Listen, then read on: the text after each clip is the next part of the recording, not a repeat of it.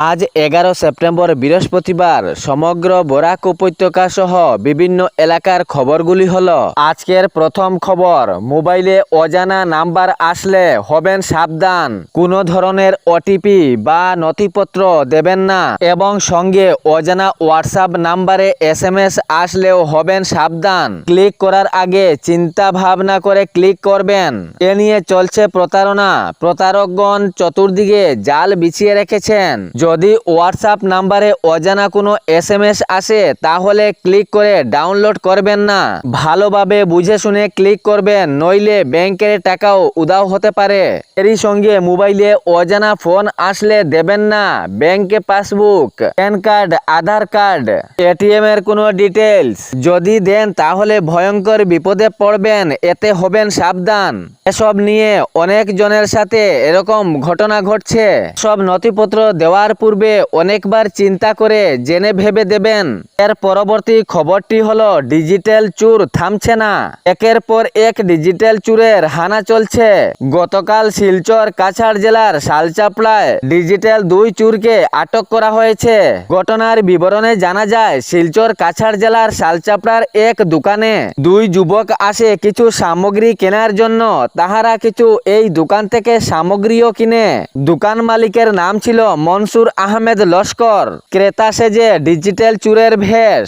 যখন তাহারা এই দোকান থেকে কিছু সামগ্রী কিনে তাহার পর টাকা দেওয়ার সময় ভুয়ো অ্যাপ ব্যবহার করে ফেক অ্যাপের মাধ্যমে টাকাটি দিয়েছেন সেই 2 যুবক। কিন্তু দোকান মালিকের মোবাইলে কোনো নোটিফিকেশন না আওয়ায় তিনি আবার জিজ্ঞাসা চালান। সেই 2 যুবককে জিজ্ঞাসার পর দোকানদার মনসুর আহমেদ লস্করের কিছু সন্দেহ জাগে। তখন তিনি পাশের 2-4 জন ব্যক্তিকে ডাকেন এবং সেই সময় অনেক ব্যক্তিও জমা হয়ে যান। তারপর সেই যুবককে জোরদারভাবে জিজ্ঞাসা চালালে তাহারা স্বীকার করে যে ফেক অ্যাপস এর মাধ্যমে সেই টাকাটি দেওয়া হয়েছে।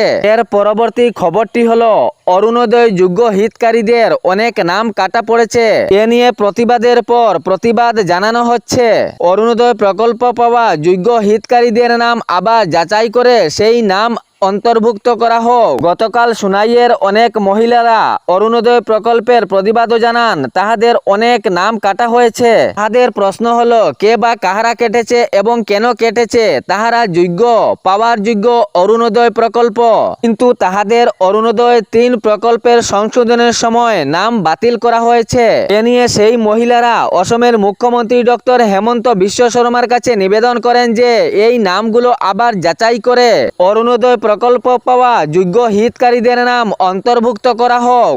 এর পরবর্তী খবরটি হলো, সাংসদ গৌরব গগৈ বললেন কংগ্রেস দলে যোগ দেবেন বলে লাইনে দাঁড়িয়ে আছেন বিজেপি নেতা মন্ত্রীগণ। গতকাল তিনি এক সভায় এই বক্তব্য জনমুখে প্রকাশ্য করলেন। তিনি বললেন মাসে যোগদান করছেন কংগ্রেস দলে এবং করতেও থাকবেন। উনার কাছে এ বিষয়ে অসংখ্য ফোনও আসে বলে তিনি জানিয়েছেন। তিনি বললেন যে আসতে চাইছেন আমি স্বাগতম জানাচ্ছি, আমি নিরাশ করব না। আমি আমার কংগ্রেস দলটি বিশাল আকারে করতে চাই। কংগ্রেস দল ভালো কাজ করে যাচ্ছে বলে বিজেপি ছেড়ে কংগ্রেস দলে যোগদান করছেন। এই বক্তব্য জনমুখে প্রকাশ্য করলেন গৌরব গগৈ। এর পরবর্তী খবরটি হলো, 2 দিনের সফরে আসছেন ভারতের প্রধানমন্ত্রী নরেন্দ্র মোদী। 18,000 কোটি টাকার উদ্বোধন শিলান্যাস করবেন ভারতের প্রধানমন্ত্রী নরেন্দ্র মোদী। আগামী 13 সেপ্টেম্বর আসবেন তিনি অসম রাজ্যে। কথা জানিয়েছেন অসমের মুখ্যমন্ত্রী ডক্টর হেমন্ত বিশ্ব শর্মা এক বৈঠকে। আনাপাড়ার ময়দানে অনুষ্ঠিত ভূপেন হাজারিকার জন্ম শতবার্ষিকীতে সামিল হবেন প্রধানমন্ত্রী। এই অনুষ্ঠানে ভূপেন হাজারিকার জীবনী গ্রন্থ বন্টন করা হবে। ভূপেন হাজারিকার সম্বন্ধে টানা আলোচনা চলবে।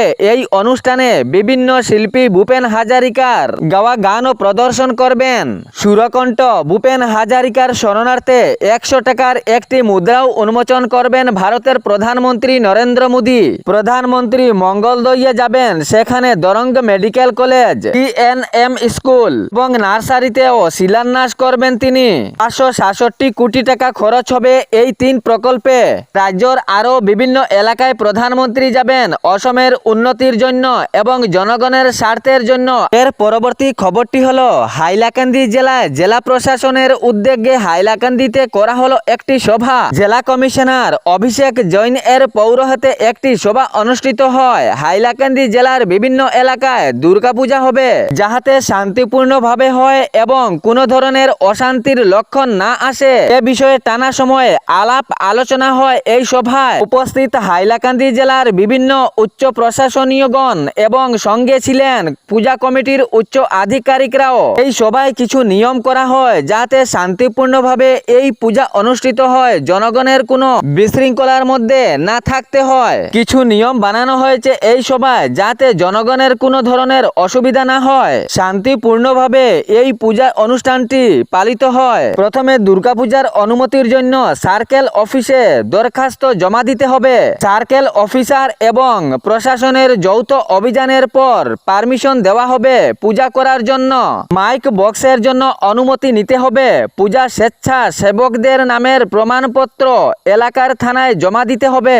মণ্ডপের পাশে কোনো ধরনের আবর্জনা যাতে না থাকে এ নিয়ে ডাস্টবিন ব্যবহার করার জন্য জানানো হয়েছে। অগ্নি নির্বাপকের পাশাপাশি সিসিটিভি এরও ব্যবহার করার কথা জানানো হয়েছে। এই সভায় রাত 10টার পর সাউন্ড সিস্টেম বন্ধ রাখার পরামর্শ দেওয়া হয়, নইলে আইনীয় ব্যবস্থা নেওয়া হবে। 65 ডেসিবেলের বেশি সাউন্ড দেওয়া হবে না সাউন্ড সিস্টেমে। দিনের বেলায় প্রতিমা বিসর্জনের সময় ঘাটে 10 জনের বেশি দেওয়া হবে না।